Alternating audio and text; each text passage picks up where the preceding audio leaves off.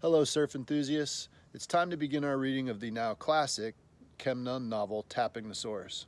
To do this, we're going to break the novel essentially into thirds, and after each third, you'll write a reader response paper that details some element or elements that you've traced through that chunk of the text, and then actually respond to the way that you find it interesting, perhaps, or maybe it's different than you expected or different than the usual cultural trope of it. And there's more on that in the assignment description itself. What we want to do first is take a look at the actual parts of the assignment, as well as some of the resources available to help you. And then we'll come back and I'll show you an easy way here in the video to sort of trace these things for yourself as you read along, and it becomes less cumbersome than later when you go back to reflect and write on them. So let's take a look at the novel and the assignment for this first third, when it's due, what is due, and kind of what you're asked to do. And then we'll talk about an easy tip for how to go about doing it. We can see that we are in week 5, and here is your first Tapping the Source assignment. Let's check it out together and you can see what I'm talking about. Okay, first I've given you a little bit of context here about the novel, as well as included a link to an interview between a man named Hetzel and an author, Kem Nunn. I suggest you read it. It's not very long, and it'll give you a little bit of insight about what his goals were in trying to write this. The other thing that I've given you is a quick glance at some of the covers of former surf novels and kind of how these early forays into literature looked. You can guess as to their content once you see them.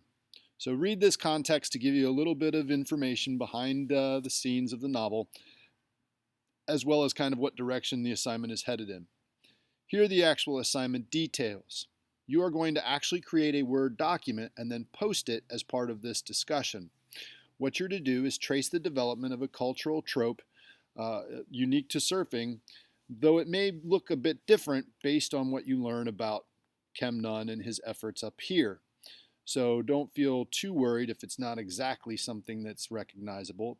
Probably won't be, though there are some that are. Read through the assignment details, and that'll give you a little bit more insight as to what it is that you're supposed to do. The actual assignment then has 2 parts. First, we are to read up until chapter 16. We're basically breaking the novel into thirds. Then you're going to craft a 2-page max response in Word, which does these things here as suggested. This is due Tuesday, October 6th by midnight. This first initial post to this discussion is just your Word doc that does these things in it. Please note that the first portion is only half of the score. This first portion is just 10 points. So how do you get the other 10 points out of the 20? I'm glad you asked. You are to choose and read and reply to the response of a fellow classmate, just one. In that response, you should try to engage with their ideas and comment on their development. You cannot choose a post that has 3 responses already. So to the victor go the spoils, right? If you're done and on it first, you should have your choices of things to respond to. Those of you who are responding late, you'll have a fewer options, but this way everybody has an economical chance of getting their work and ideas reflected on. Regarding the replies, please read this. In short, no full credit is given for posts or responses to student responses that say things merely like I agree or great summary or you're right. The whole idea is to try to add additional ideas or interact with their ideas.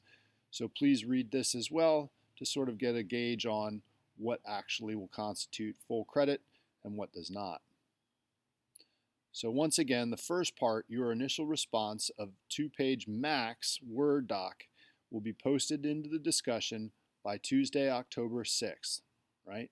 Then you have until that Friday to respond to just one other fellow classmate where you engage with their ideas and comment on their development. Then we'll do this one more time for the second third of the novel. And then after the last third of the novel, we'll meet via Zoom to have a little group discussion and roll out the final assignment for the novel itself. Okay, Let's take a look at an easy way to sort of track themes or tropes as you read and sort of make your writing easy when you sit down to complete the assignment. Okay, you've seen the assignment? So here's my quick tip.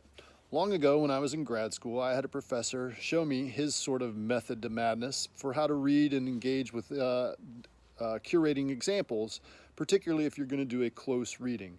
And a close reading is simply what I'm asking you to do, where you knuckle down and identify maybe 2, maybe 3 elements of a story that are also cultural surf tropes or themes.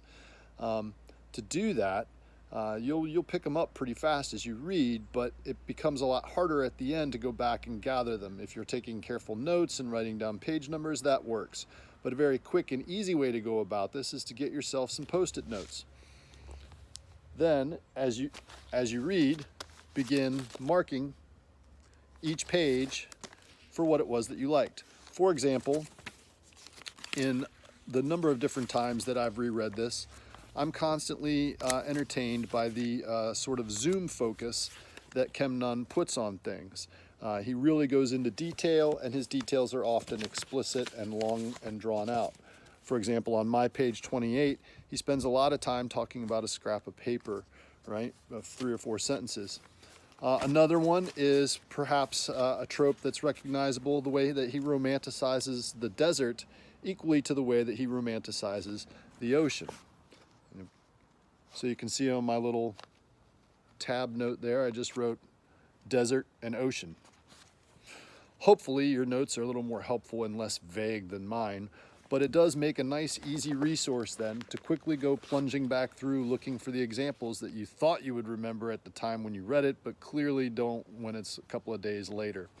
So quick, easy way to sort of digest a novel, get yourself some post-it notes, and start marking examples of things at first just that you find interesting, and give yourself a little tab title for a best way to remember it. And then as you accumulate several or more, you'll begin to see, hey, look, I keep commenting on character. I've got several in here about character. Let's go for it. Or I keep talking about language in here, or romanticism in here. Let's go for that one. But they're all right there, ready to go. And it's a lot less painful to go diving back through the novel for page numbers as well as the specific example, which you need. So please make use of them. Okay, that's about it. I hope that gives you an idea of what it is you're supposed to do. If you have questions or concerns, please email, and we can either address it over email, or we'll set up a Zoom and get everybody the help they need, if not just you. Good luck, happy reading, enjoy it. It's a bit of a wild ride. It's different than perhaps what you might be expecting, and I think that's a good thing. So check it out, enjoy.